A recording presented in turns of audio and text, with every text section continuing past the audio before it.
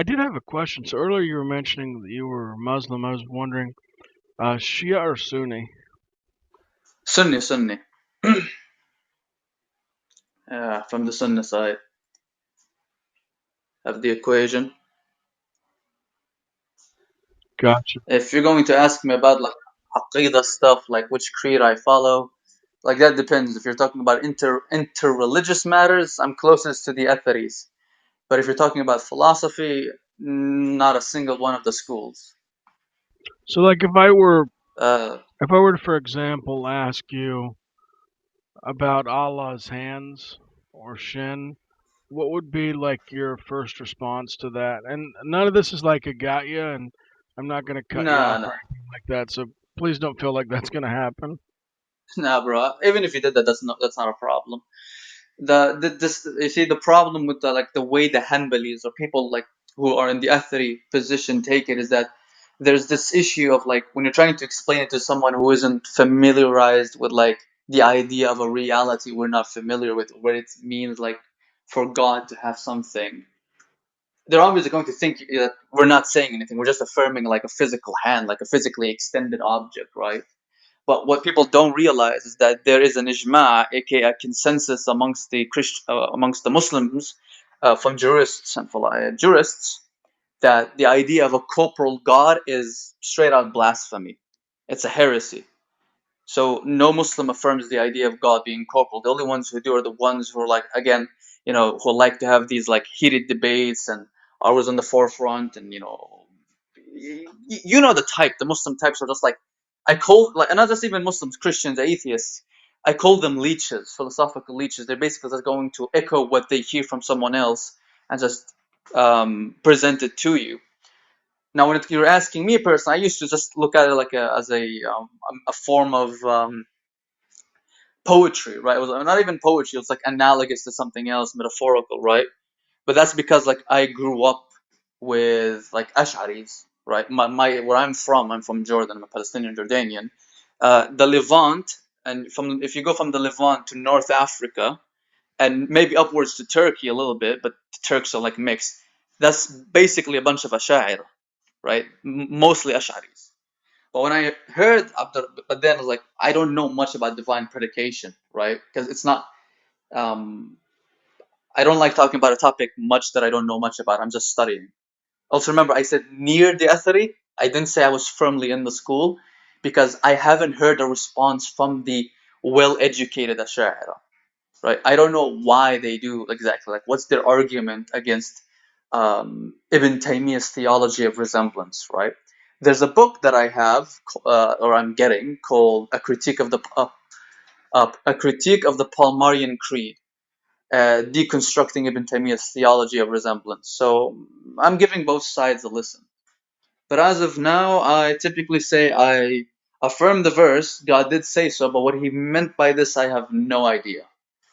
We need to make the distinction between the Zahir and the Zahiriya. That was one school. The Hanbaliyas are another school. They have their own approach. And then you have the Ash'ari Maturidis. So I would just say I don't know what's meant by these verses. Gotcha. And I think that's fair. Like I think it's completely fine for somebody and their theology to take a moment and say, "Hey, I'm studying these out. I affirm it." But what does that mean to like really affirm it? And I'm also wanting to convey that it's not like a literal material hand. So like I get it. That makes sense. I don't know is a very like honest answer. Like for example, my Trinity doctrine, I affirm one being three persons, but right now I'm revisiting some of the theology around it. So if you asked me what model of the Trinity, for example, I'm going to defend, I'm probably not going to defend a model. I'm probably going to take like actually a approach that you might be familiar with. It's either the Muslim word's either belakef or balakif, which is just Bella affirming. cave without Yeah. a without a how or Yes. without modality. Yes. That's what I'm going Assalamu to alaikum, Jake. initially do. Yeah. Welcome, Jake. He might not talk much because he's trying to save his voice for his debate tomorrow. Oh yeah, no Walaikum problem. assalam. I hope you're doing well, bro. يا الحمد لله. كيف حالك أنت؟ Alhamdulillah. Alhamdulillah, ya akhoy. So James, like I agree with you. Uh, when you're talking about like revisiting a lot of stuff, if you go back to the like chat that I had with Haiti and everybody else there, it's like I am revisiting most things because like remember when I said like philosophical leeches? I have to like admit at one point I think I was like that, but I never got into debates. But after like I got on here like last year and I talked to Jake, Abdul Rahman, Sharif Abulayth, and I just ended up like leaving the whole discussion, just started studying all over again. I think that's a beautiful approach to step away from the discussion for a while and to go back and to read and to dig because I do understand what you mean by philosophical leeches. Like you'll give somebody a philosophical paper and it'll be like the first thing they've ever heard on the subject, and then they adopt that as like now that's their theology.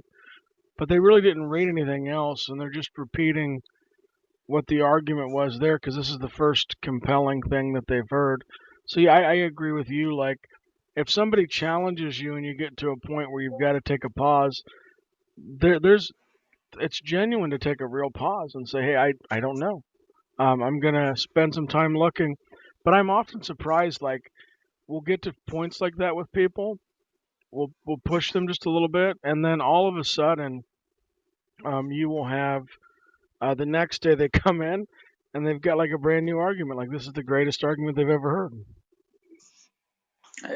That's a problem. I don't remember if anybody. I don't know if like Jake was there or anybody. But I had a friend on here, and I had like two friends, and one of them was a theist, and the other was an atheist.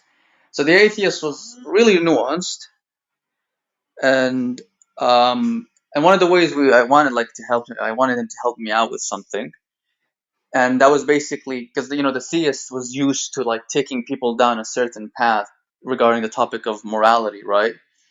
And during that discussion, basically what the atheist, his approach to morality is like anti-realist and instrumental. So he would have no problem like affirming like things that wouldn't fly in modern day liberal sensitivities. So I had the two have the discussion, and when they got to the point where like the atheist said, yeah, Hitler wasn't evil in my view, nor was any society really evil. Their norms and their methods just aren't practical for our time. But if our society should come to view those approaches as useful in helping us achieve our goals, then yeah. And he was just stumped. He didn't respond. He didn't know where to go from there. Also, I'll see the link in a minute, Jake.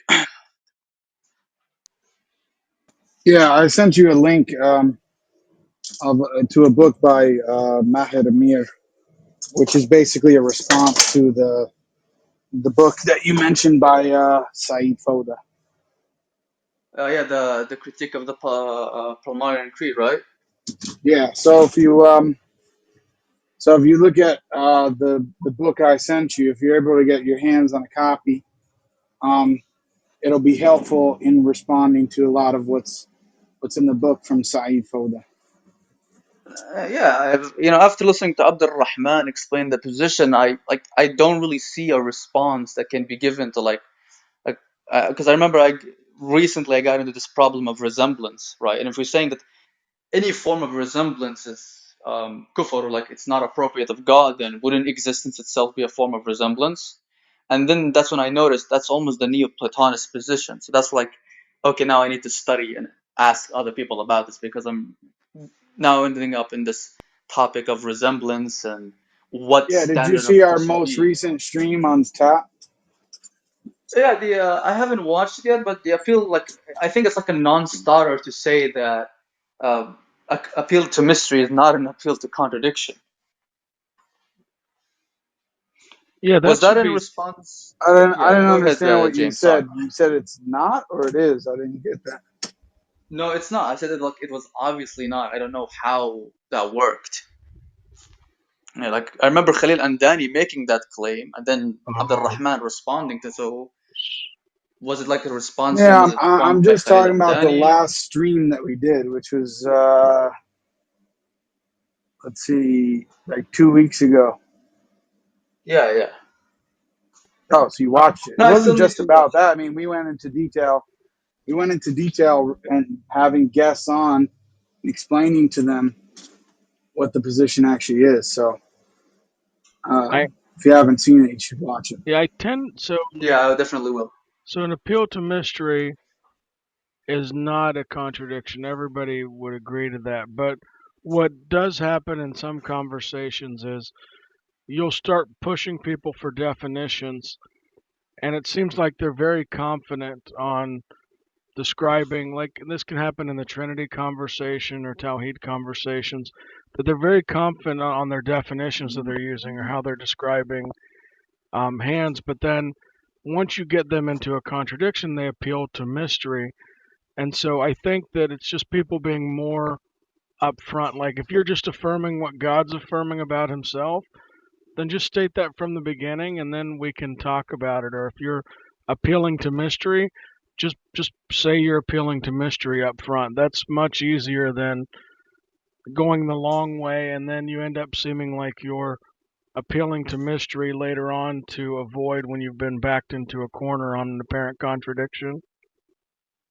Yeah, it makes it look like an ad hoc. But I guess I want to ask you something, Jake, since you're more like more familiarized with the etheric creed than I am. I guess like one of the things I want to ask is that when we say we affirm, and I asked one of the etheric brothers, and they ended up agreeing with me, is that we say we affirm the verses, and we're not doing ta'wil of them. But then in the same time, when we make like the specification of like, we're not saying in any way, form, or shape that this is corporal or anything related to our realities. Um, I think like that's where the confusion comes. Like the person coming in is thinking in terms of like a physical substance extended in space and observable, and that isn't what the atheries are claiming, as far as I understand. If I'm correct or wrong about this, but Yeah, so what's your question? my question is like, how would you explain this to the lay person saying, okay, it's not a reality we're familiar with? It's a yet, but not in Yeah, any and that's what I'm reality trying we're to familiar say. I just sent you the link. We went into detail on that for over 2 hours 2 weeks ago. So with. Alas, I'll look um, it up and I I'll mean, watch it. yeah, I just sent you the link in the back channel. But Okay, خلاص. um, yeah, so you have to understand that the theory of language that Ibn Taymiyyah is working with, which requires a lot of background information.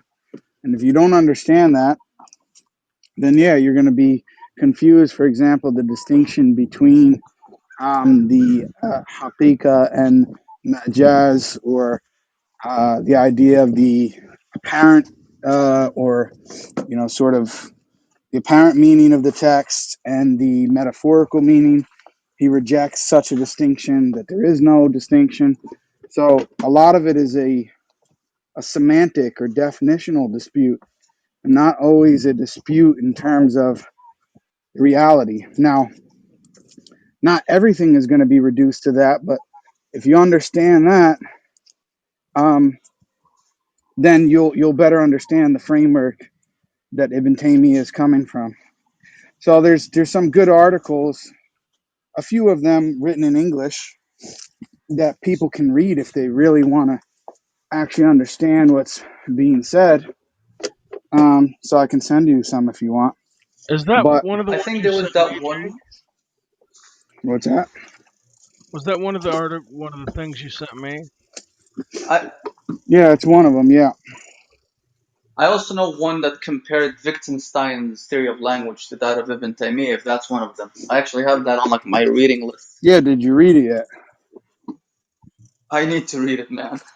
I Yeah. So don't have that much time. you have to read it. You have Yeah, to go ahead. understand that Ibn Taymiyyah rejects what's called an Aristotelian or essentialist understanding of language. Okay, he has more of a Wittgensteinian understanding of language, and um, when you also pair that with his nominalist metaphysics, then you can understand what's happening. Um, But if you don't, then yeah, you're probably going to be lost. And that's part of the problem is that this um, position regarding language and Ibn Taymiyyah's ontology cannot be explained in 5 minutes. It's just impossible to Yeah, yeah, explain to somebody who has no background in reading within five So minutes. how would he like let's say I know we've said it can't be explained in 5 minutes, but let's say if I were to ask you the question, um, using my definition of metaphorical and my definition of literal, what would you apply for Allah's hands, for example? Um, it depends what you mean by those terms. So he's going to deny that anything is metaphorical, right? Because his theory of meaning is basically that the meaning of a sentence is based on the intent of the speaker. So the meaning of a word or the meaning of a sentence is not this sort of dictionary definition or what somebody else has in their mind or the most common use of the term. It is the intent of the individual who is expressing the sentence. So you need to ask the person who's saying it what they mean. And that's it. That's So, his understanding. so gotcha. So it would be technically it would be inappropriate for me to even ask that question because he's rejecting the existence of a metaphorical meaning. Yeah, but He's taking like if I were to say, what you think is metaphorical could be what he means by the apparent meaning. But that can only be decided when I explain to you, or when the person explains to you what they mean by the apparent meaning, and what you mean by the metaphorical, and then you see if they match or not. You see? and in this case, when we're talking about the sifat of Allah, what, well, like, for example, like yad, then that would that would have to refer to the intent of God by that meaning, correct? Correct, If I'm which is understanding this. correct, which then is not merely based on the word. It's not even merely based on the ayah itself. It's based on the context of the surrounding verses. It's based on the context of the entire Quran wa Sunnah. It's a much deeper analysis of how these things are to be interpreted. It's not just, oh, you see yad Allah, oh, there it means this. No, it doesn't work like that. Yeah, that's why I have to like take a step away from divine predication for a while and just read more on it. That's why I'm not comfortable taking a position at the moment. So I just affirm like Yeah, you should the ayah read and the I leave it article be. I you don't really mentioned. try. If you downloaded that, you should start by reading Hmm. that and check out some of the sources that he cites there. Um, and then if you want a deeper reading, there's a book. Give me 1 second here. Let me get the name of it. Okay, so there's a book called Medieval Islamic Pragmatics, Sunni Legal Theorists' Models of Textual Communication, and that's by Muhammad M. Yunus Ali. And he has a whole section, chapter 4, which is on Ibn Taymiyyah's contextual theory of interpretation. Um, I mean, if you get the book, you can read other Islamic theories of interpretation or theories of meaning from the Mutakallimin and other people and other jurists. But he has a whole section on Ibn Taymiyyah's contextual theory of language, and he goes into a lot of detail on that. So I can send it to you on Facebook if you want, Vathek, because I can't send pictures here, but you can so see what the Yeah, table of contents look like. Ibn Tamir is who sure, brother. you take your view from, correct? Sorry, say that again, James. And Ibn Tamir is who you primarily take your view from, Depends on the principles of meaning just on like God, like nature and hands and um those things. on the principles of his theory of interpretation, um, on the basics of his theology, yes, but I disagree with him on some substantial issues. Gotcha. So like, Would So that be like hell's finitude? for example, His what? Sorry. his views on the finitude, the finite nature of the punishment of hell. No, because I haven't really done enough research on that to see whether or not he genuinely held that position and what exactly he understood from it. So I have to do more reading on that. 'Cause I haven't really focused on that. But So one you I and thing, him, have papers of what's that? just one more side question on that. So you and him both, like, if another Muslim came on stage and said Allah's hands are figurative and this represents his strength or power, you would not accept that as being valid. Well, no. So depends what you mean by depends what you mean by valid. I would say that that's a valid way. So like even people who disagree with that position, um, it's not considered kufr or disbelief because of the fact that it is a possible interpretation of the text, meaning to say that the Arabic language would allow for such an understanding. However, I wouldn't consider it valid in the sense that I disagree with it. So I hope that's clear. and No, that James, makes sense. also something to add more nuance. You know what? Go ahead and I'll respond. I'll give you like another interesting side point. No, no, you're good. I'm Because I just wanted saying to that like makes cite some sense. of the Go ahead. Hanbalis doing ta'wil. Go ahead, James. No, no, you're good. I was just telling Jake that that makes sense. I get it. Like he's not saying that. It's like somebody who holds a different Trinity model, as long as they have the one God, the one being in three persons, I wouldn't, say that they're outside of the bounds of Christianity. So I think I get the comparison, but you're good to go. Yeah, it's not like it's not like as if you commit to one of these, you suddenly can't apply it to another. I mean, Imam Bukhari, he did ta'wil of God's laughter, I believe.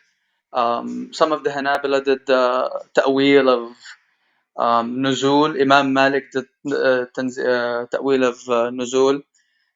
So it's not necessarily like you going to one school suddenly means you can't use one of the method. Like it's more complicated stuff. But I do have like citations and the name of the scholars from the Athari school who also did ta'wil on certain occasions. So it's not necessarily like a dividing factor, I Yeah, guess.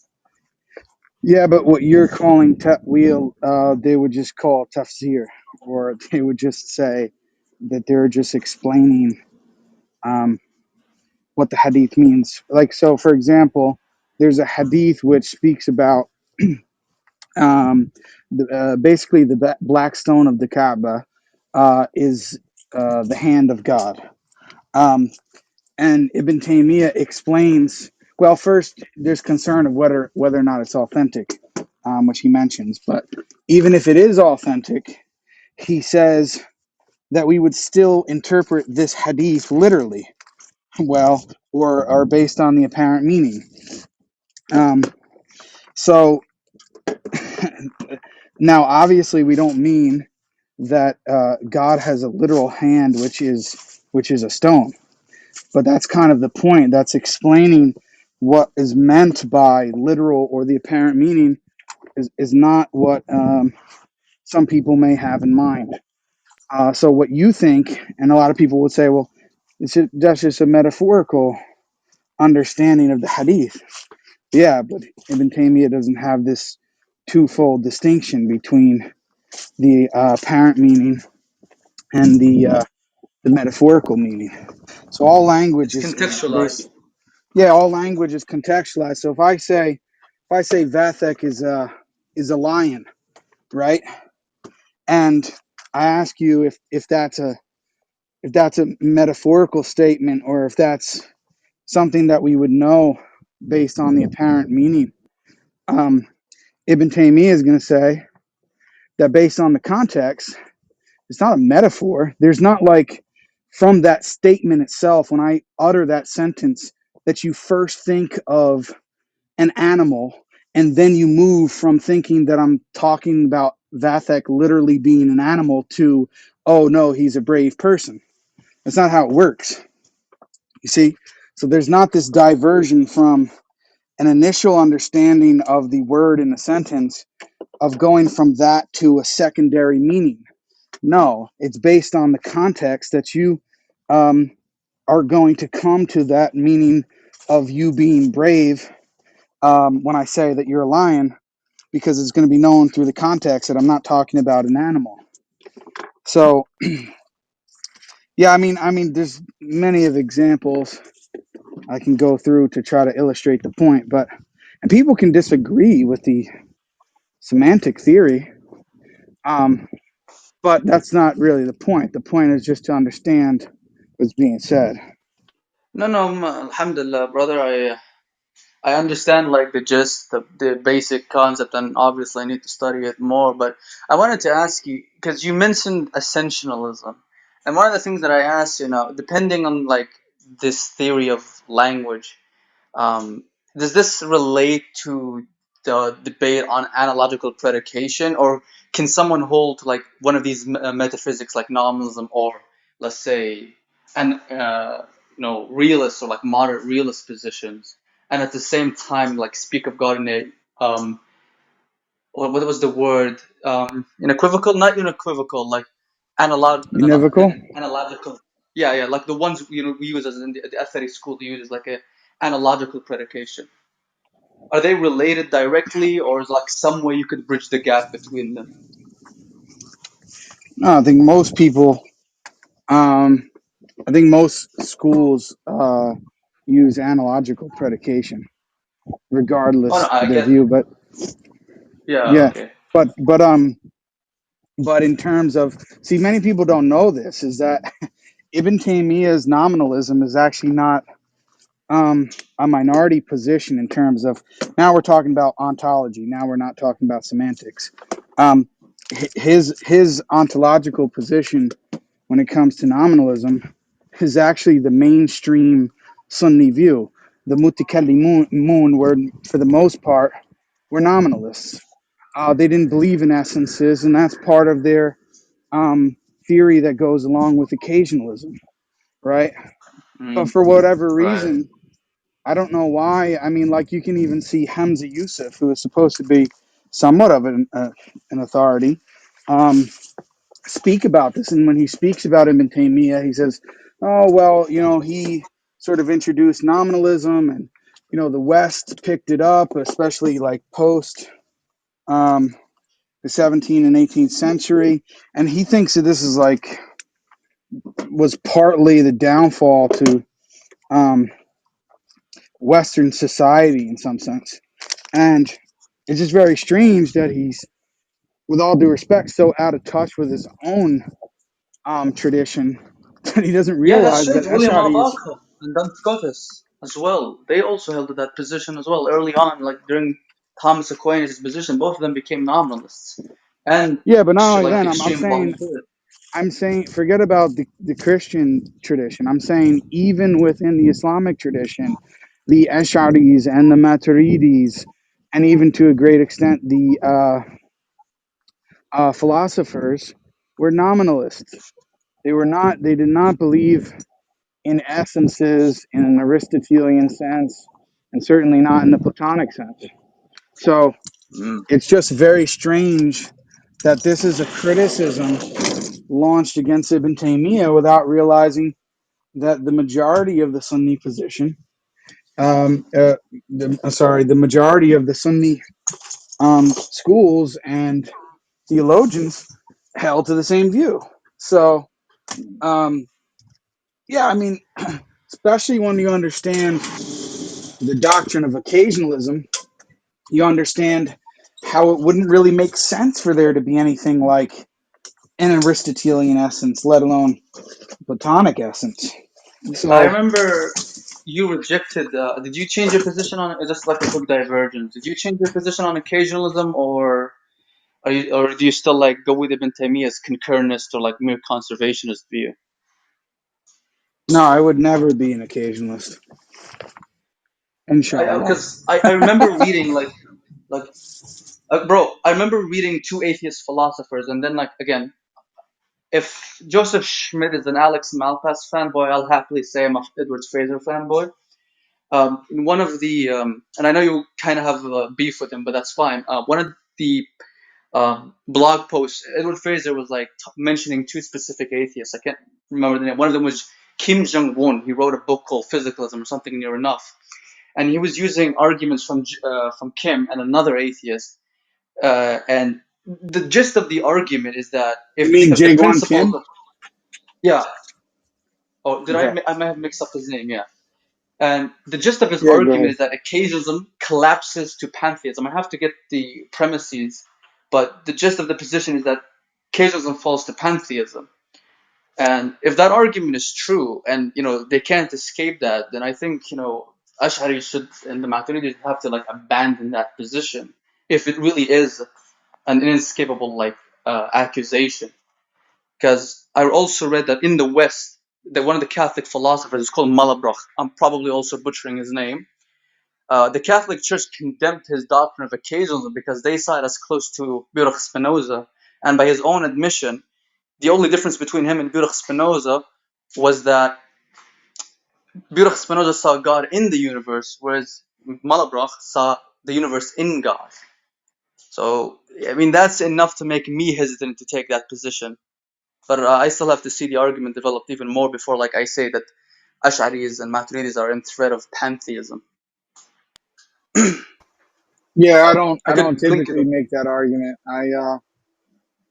Typically my criticism of occasionalism is based on the fact that it's goes against the fitra, goes against common sense intuition to such a Right. great extent that if secondary causation doesn't actually exist, that there's going to be an epistemological problem for the Eshari view that could devolve into almost a type of global skepticism in which they couldn't really be sure of anything.